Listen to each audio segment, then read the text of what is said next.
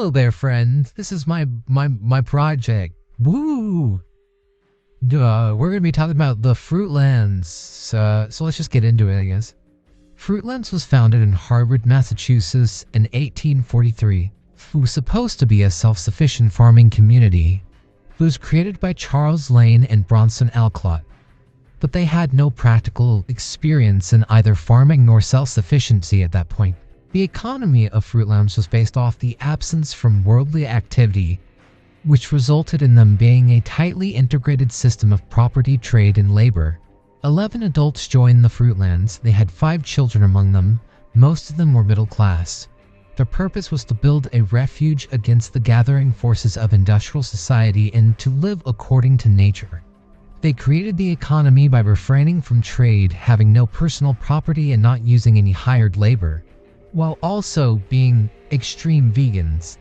Lane advocated a policy of abstinence by stating, "Neither coffee, molasses, nor rice tempts us beyond the bounds of indigenous production." Lane wrote, "No animal substance, neither flesh, butter, cheese, eggs, nor milk pollute our tables nor corrupt our bodies." The reformers believed that spiritual freedom depended on dispensing with the labor of animals. They wanted to save the cattle from being forced to do farm and labor, and while also keeping them from being slaughtered. However, they realized very quickly that they cannot plant their crops without the help of animals, so they ended up utilizing an ox and a cow to pull their plow. Even though they did not want to use capitalism, they kinda needed to use it to survive.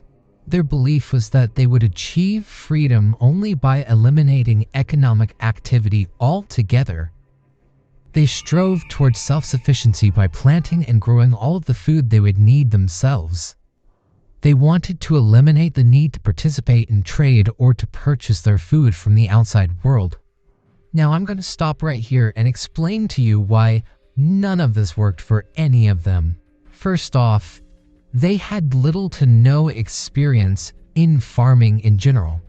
A lot of the people who came to the Fruitlands previously worked in business, and a lot of the adults relied on the children's intuitions to make decisions. Here is when I can also start talking about some of the residents.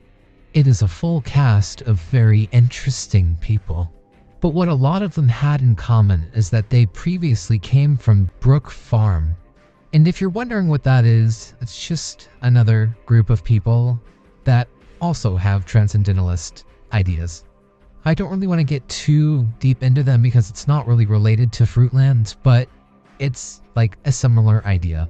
Anyway, let's talk about the kind of people these residents were, because they're very interesting.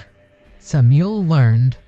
He also came from Brook Farm before coming to Fruitlands, but he was known for using foul language because he believed that it uplifted listeners.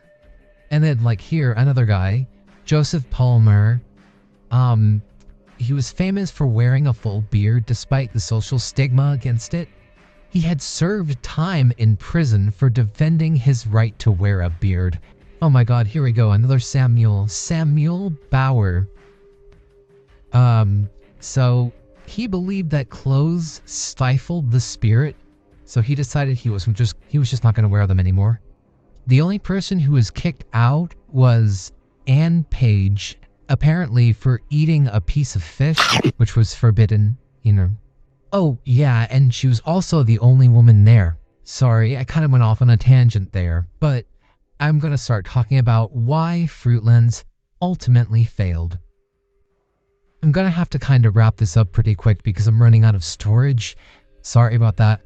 But the reason it failed was largely due to food shortages. Basically, they found out they bit off more than they can chew, and as the winter came, it kind of proved too severe for all of the members. Very disappointingly, it came to an end in 1844. It had only lasted through the summer for about 7 months. They also didn't really make themselves known enough to actually make a difference in society. Oh yeah, that was my project. I'm done now. Also, if you're wondering why there's a voice thing, I don't really like my own voice, and literally throughout oh my god, throughout the recording, you can hear my saliva so clearly, and I was like, I am not keeping this, and I need to fix this, and I could not fix it, so I just ended up putting this on there, and it worked fine, so we're cool. Oh, yeah, as abrupt as an ending as Fruitlands was, so will this video be, so like, yeah, bye.